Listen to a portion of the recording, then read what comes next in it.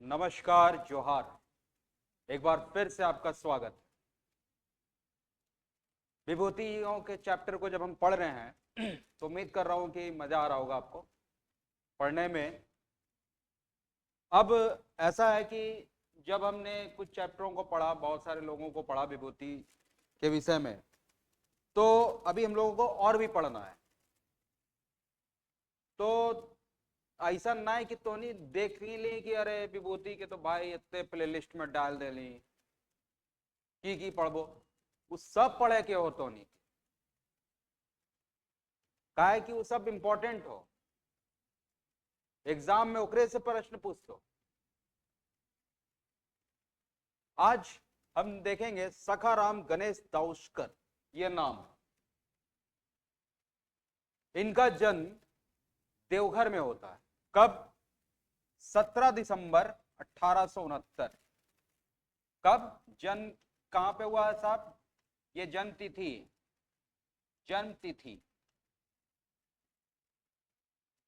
17 दिसंबर 1869। Clear है? अच्छा, अब जन्म हुआ कहां? प्रश्न ऐसा भी तो बनेगा कि जन्म हुआ कहां। इनका जन्म देवघर,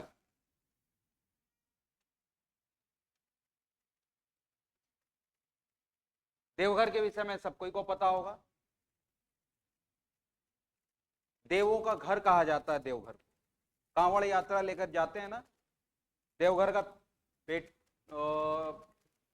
पेड़ा भी बड़ा फेमस है। तो देवघर में कहां पे हुआ? देवघर में साहब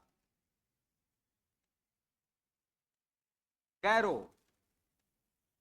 कैरोग्राम। क्लियर है? कैरोग्राम में। यहां तक क्लियर है ना? अब आगे देखिए कि इन साहब का क्या योगदान रहा। ये एक ऐसे व्यक्ति थे जिन्होंने इतिहास के पन्नों में इसलिए नाम दर्ज किया अपना कि साहब ये नाम छोटा मोटा नाम नहीं है। दाउस्कर, दाउस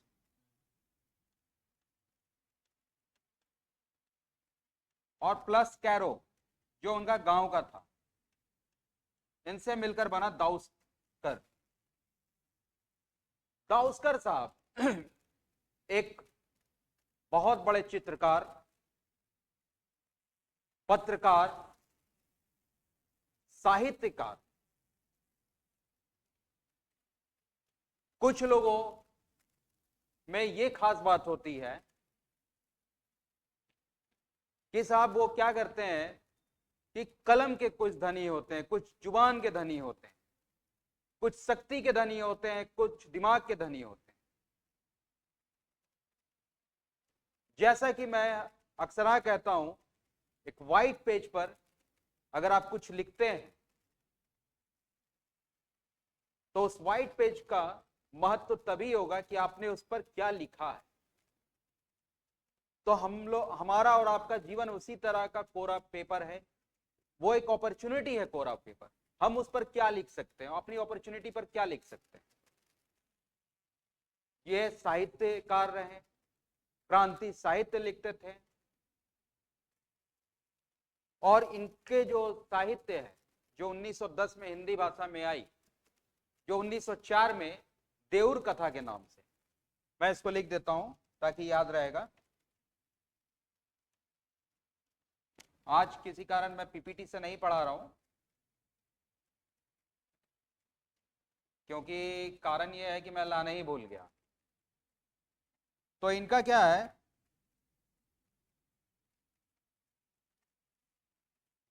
कि देउर कथा,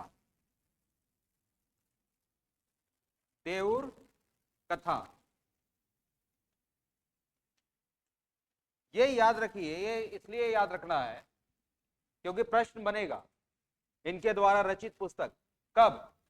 1904। क्लियर है? यही पुस्तक का हिंदी अनुवाद देश की बात, देश की बात कब आई? 1910। क्लियर है? 1910 में।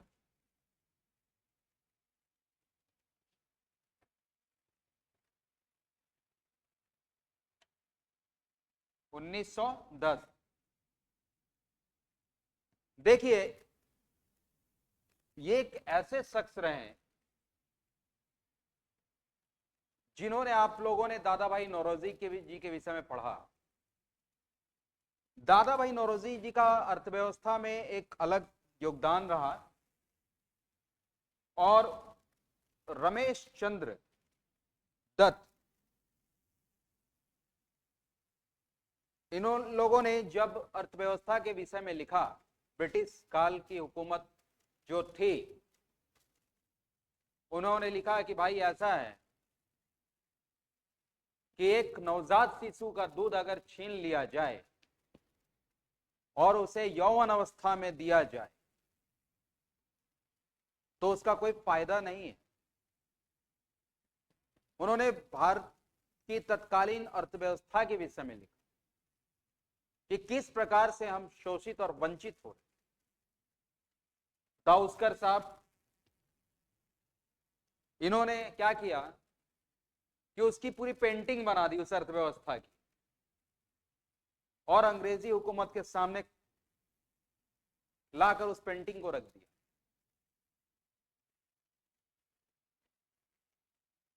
तो आप समझिए इस चीज को कि कितनी बड़े शख्स रहे हैं वो दाउस्कर साहब, जिनको महाराष्ट्र और बंगाल का सेतु भी माना गया।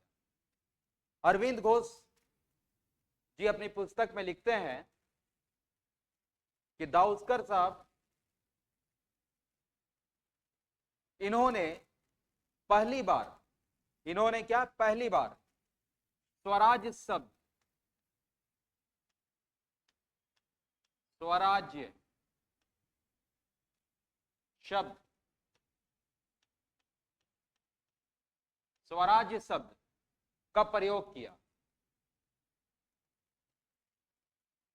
और ये जब लास्ट समय में 43 के आसपास एज था, तो ये काफी मेहनत तो की है इन्होंने, और काफी थक चुके थे, और अंग्रेजी हुकूमत से आघात भी रहे, और 23 नवंबर 1912 को, ये तिथि 23 नवंबर 1912 की तिथि, इनका देहांत हो गया, और एक दीपक बुझ गया। और इसी प्रकार से दाउस्कर जी का इतिहास में नाम स्वर्ण अक्षरों में दर्ज हो गया। उम्मीद करता हूं आप लोगों को क्लास अच्छी लग रही होगी। जुड़े रहें और मन लगाकर पढ़ते रहें, और इसी के साथ जय जोहार, जय झारखंड।